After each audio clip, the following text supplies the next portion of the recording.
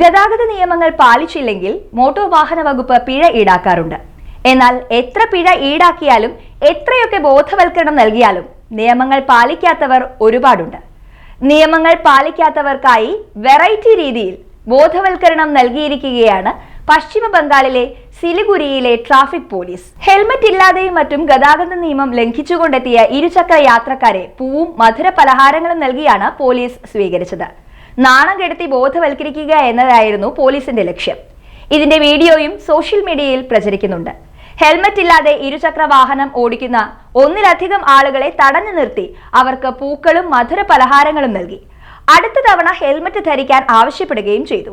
Helmet ഇടാതെ ആദ്യം എത്തിയത് ഒരു സ്ത്രീയായിരുന്നു. ഹെൽമറ്റ് ധരിച്ചു നിൽക്കുന്ന ഉദ്യോഗസ്ഥർ വണ്ടിക്ക് കൈകാണിച്ചു. ട്രാഫിക് പോലീസ് ഓഫീസർമാരിൽ ഒരാൾ യുവതിക്ക് പുഷ്പം നൽകുകയും മറ്റൊരാൾ അവർക്ക് കഴിക്കാൻ മധുര പലഹാരങ്ങൾ നൽകുകയും ചെയ്തു. കാര്യം മനസ്സിലായ യുവതി നാണത്തോടെ പൊട്ടിച്ചിരിക്കുകയായിരുന്നു.